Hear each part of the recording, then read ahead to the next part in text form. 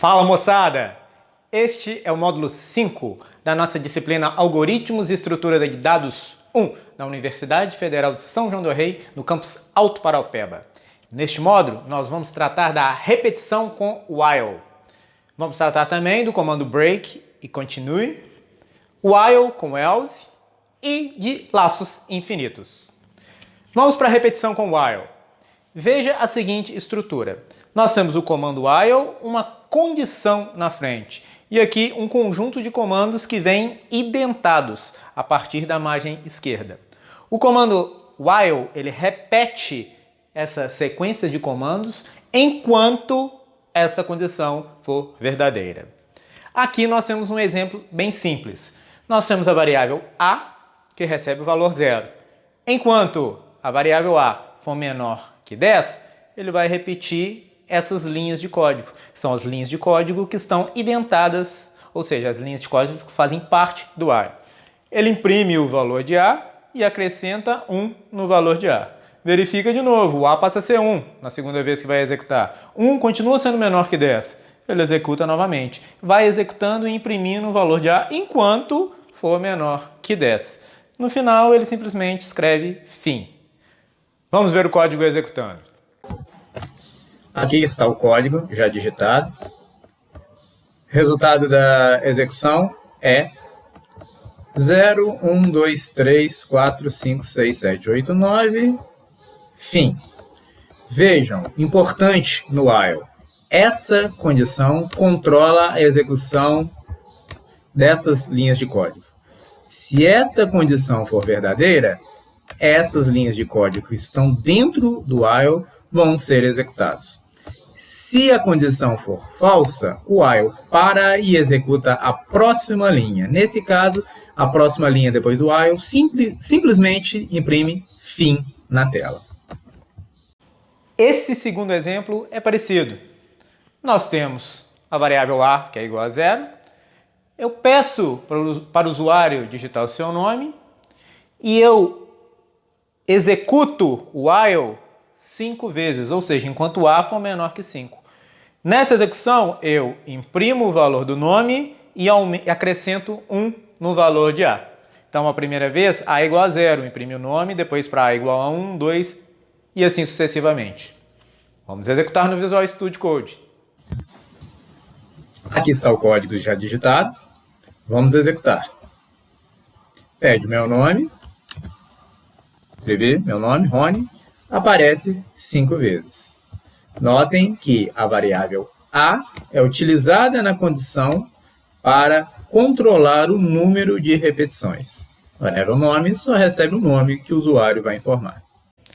Nesse terceiro exemplo, eu vou controlar a quantidade de repetições. O a, eu coloquei um valor 0 inicial e eu recebi o nome do usuário. Aqui eu estou recebendo a quantidade de repetições que eu quero. Eu faço o meu while enquanto o valor de a for menor que a quantidade de repetições que o usuário pediu. Aqui dentro eu imprimo o valor do nome e aumento o valor de a. Para cada uma das vezes que executar isso aqui, o a vai ter um valor superior, ou seja, ele vai acrescentar 1 no valor dele até que sejam executadas o número de repetições informadas pelo usuário. Vamos lá no Visual Studio. Já vou executar o código. Pede meu nome, Rony. Quantas repetições? Apenas 3. Apareceu o meu nome 3 vezes. Atenção para vocês na variável a e na variável rep. Nesse exemplo, o a é utilizado como contador. O a vai ser 0, depois 1, 2, 3 e vai crescendo enquanto ele for menor que rep. Rep é o número de repetições que o usuário informa. Essas duas variáveis é que controlam a condição. Eu chamei atenção por isso porque muitos alunos se perdem tentando utilizar uma variável só. Tem jeito? Sim, tem jeito. Mas dessa forma é a forma que eu considerei mais simples de resolver esse problema. Este exemplo é bem interessante. Ele faz uma soma de 5 valores informados pelo usuário e utiliza o while para repetir a pergunta e a soma 5 vezes. Vejamos. Importantíssimo, eu crio uma variável soma e jogo o valor igual a 0. Essa variável que vai receber a soma dos valores que vão sendo informados pelo usuário. A variável A recebe 0. Essa variável vai ser a contadora, ela que vai controlar quantas vezes vai ocorrer a repetição. Ela vem na condição, enquanto o A for menor que 5, eu repito essas 3 linhas. O que quer dizer? Eu peço que o usuário digite um número e eu acrescento esse número ao valor de soma. Ou seja, a soma vai aumentar de acordo com o número que o usuário informar. E na próxima linha eu aumento o valor de A. Isso vai executar enquanto o A for menor que 5. Ao final, terminando a execução, eu imprimo na tela. A soma é soma. Vamos executar o código. Aqui temos o código já digitado. Vamos executar.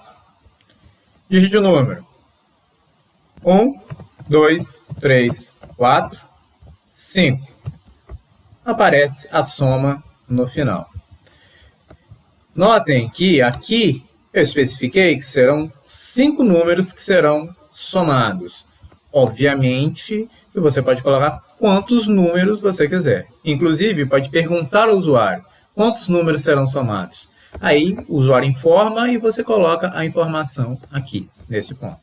Aqueles que estão iniciando em programação sempre têm a dúvida. Vou utilizar while ou vou utilizar for? Qual é melhor, while ou for? Não existe um melhor. Na maioria das situações, os dois podem ser utilizados e o resultado vai ser o mesmo. Então, como não existe uma regra, normalmente os programadores utilizam essa lógica. Quando você sabe o número de repetições, você sabe quantas vezes o programa vai ter que repetir aquela sequência de comandos, então utiliza-se o for. Quando você não sabe, ou seja, você como programador não sabe quantas vezes aquela sequência de código vai ser executada, então utiliza o while. Mas isso depende de situação para situação.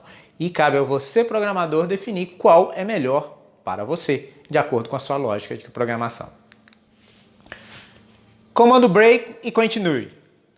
O comando break, ele finaliza um laço de repetição, for ou while, e executa o primeiro comando que estiver fora do laço. Vejamos, aqui eu fiz um for simples. Com i vai variar de 0 a 9, ou seja, enquanto for menor que 10. Se o i for igual a 5, executa um break.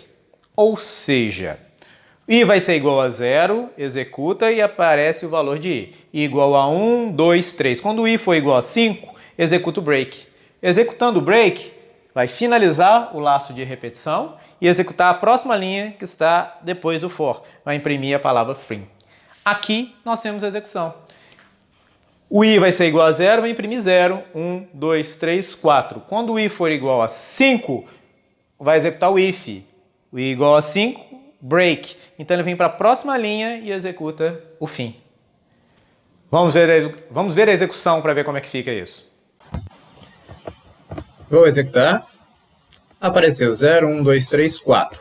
Quando o i é igual a 5, o if vai dar verdadeiro e executa o break. Executando o break, ele sai do laço de repetição e executa a próxima linha após o laço. Notem que aqui eu usei um for, mas o break serve tanto para for como para while, para qualquer laço de repetição. O comando continue, ele é bem parecido com o break. Ele tem uma pequenina diferença. O break cancela a execução do laço de repetição e vai para a próxima linha. O continue cancela a execução somente daquele laço, daquela iteração. Certo? Ele volta no início do laço de repetição. Vamos aqui. Esse programa é exatamente igual ao do break, só que eu substituí o break pelo continue. Aqui o i recebe 0 e ele vai contar até 9. E aqui eu imprimo o valor do i. Vejam, o i igual a 0, vai imprimir 0, 1, 2, 3, 4. Quando o i é igual a 5, executa e continue. Então ele para a execução aqui, não executa mais nada que tem abaixo dele, que está dentro do laço de repetição, e volta para o início. O i recebe o valor de 6 e ele executa aqui normalmente, vai imprimindo 6, 7, 8 e 9. Ou seja, nesse caso aqui, somente quando o i igual a 5 que continue executado. Então ele pula a impressão do i igual a 5, vai para o i igual a 6. Vamos executar no Visual Studio para ficar mais claro para todos. Vou executar. Apareceu 0, 1, 2, 3, 4 e o 5 não. Por quê? Aqui dentro do laço de repetição, quando o i recebe o valor de 5, o if vai dar verdadeiro e vai executar o continue. Quando eu executo o continue, para a execução do laço nesse ponto e volta para o início do laço. O i recebe um novo valor 6 e continua a execução. 6 é diferente de 5, imprime o 6. Imprime o 7, o 8, o 9, termina, imprime o fim. Agora nós vamos analisar o while com o else. Quando nós criamos a estrutura do while com o else, funciona parecido com o comando if. Ou seja, enquanto a condição do while for verdadeira, ele executa uma determinada linha de código. Quando ela é falsa, ou seja, quando o while não for executado mais, executa os comandos que estão no else.